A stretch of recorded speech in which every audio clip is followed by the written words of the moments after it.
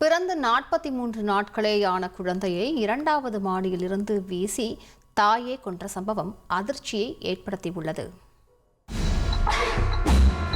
சென்னை ஈஞ்சம்பாக்கத்தை சேர்ந்த கார் ஓட்டுநர் அருண் மற்றும் பாரதிக்கு திருமணமாகி 3 ஆண்டுகள் ஆகிறது. இந்த தம்பதிக்கு கடந்த ஏப்ரல் மாதம் இரட்டை பெண் குழந்தைகள் பிறந்தன. அதில் ஒரு குழந்தை எப்போதும் அழுது கொண்டே இருந்துள்ளது. இதனால் குழந்தையை பராமரிக்க முடியாமல் பாரதி மன உளைச்சலில் இருந்துள்ளார். இதனிடையே இரட்டை குழந்தைகளில் ஒன்றை காணவில்லை என பெற்றோர் நீலாங்கரை காவல் நிலையத்தில் புகார் அளித்தனர். போலீசார் நடத்திய விசாரணையில் குழந்தை கொல்லப்பட்ட சம்பவம் வெளிச்சத்திற்கு வந்துள்ளது.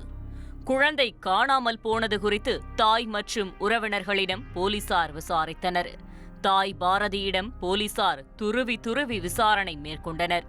அப்போது பச்சிளம் குழந்தையை 2வது மாடியிலிருந்து வீசி எறிந்து கொன்றதாக தாய் பாரதி ஒப்புக்கொண்டுள்ளார். தாய் அளித்த தகவலின் அடிப்படையில் புதர் பகுதியில் தேடிய போலீசார் குழந்தையின் சடலத்தை கைப்பற்றி பிரேத பரிசோதனைக்காக ராயப்பேட்டை அரசு பொது மருத்துவமனைக்கு அனுப்பி வைத்தனர். இதையடுத்து குழந்தையின் தாயை நீலாங்கரை போலீசார் கைது செய்தனர். பிறந்து 43 நாட்களே ஆன பெண் குழந்தையை கொன்றுவிட்டு நாடகமாடிய தாயின் செயல் அதிர்ச்சியை ஏற்படுத்தியுள்ளது.